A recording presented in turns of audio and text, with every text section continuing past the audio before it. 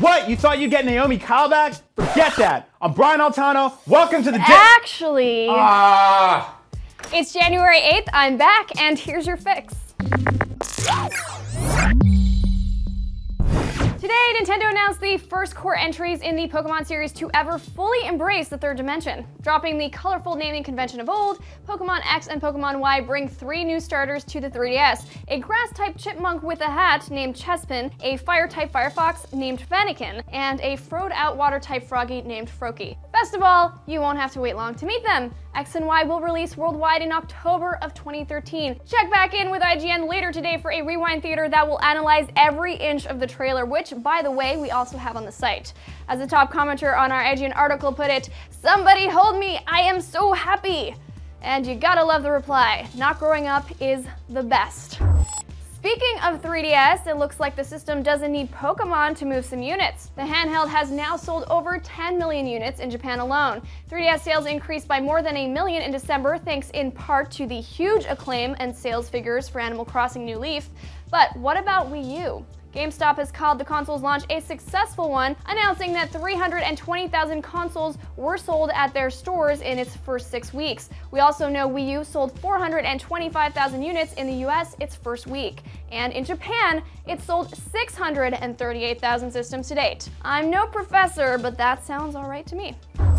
Despite popular opinion, there are not enough LEGO games simply because this one isn't out yet. Today, the brothers Warner announced LEGO Marvel's Superheroes. The game will have an original storyline with Nick Fury enlisting the help of Iron Man, Hulk, Thor, Spidey, Wolverine, and more to help them save the world from Loki and Galactus. There will be over 100 characters to unlock, including the ones I mentioned, as well as Captain America, Black Widow, Hawkeye, and even Deadpool. LEGO Marvel vs. DC, anyone? Wouldn't be surprised if that's what they're building toward. Industry dudes, look, we check your resumes, okay? They're not safe. Anyway, the resume of a Blur employee has revealed that a trailer for Dead Rising 3 was completed in 2012. And back in 2011, details from the game were reportedly leaked online, including the fictional setting of Los Perdidos, California, and a protagonist named Rick. Given this recent update, I guess there's probably a Dead Rising 3 on the way, but my crystal ball's been acting up recently, so your guess is as good as mine.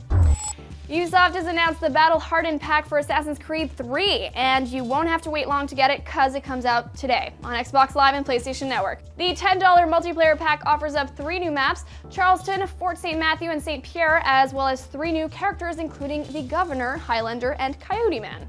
One more little tease for ya. Bethesda's recent trademarking shenanigans may have clued us in on the next bit of Skyrim DLC. The company's officially nabbed the trademark for something called Redguard, which is described as downloadable computer game software offered via the internet and wireless devices. Methinks DLC, no? After all, Redguard is a race of warriors in the Elder Scrolls universe, so it's a good bet it's at least somehow Skyrim related. When I know more, so will you. Just need to give that crystal ball of mine some good old TLC. And that's your fix for January 8th. I'm Naomi Kyle, and be sure to get your fix anytime online here at IGN. Revolution is the new map pack for Black Ops 2. 4 brand new multiplayer maps, a brand new Zombies co-op map, a new Zombies game mode, and the Peacekeeper, the first DLC weapon ever offered in the history of Call of Duty. It's going to be surprised around every corner.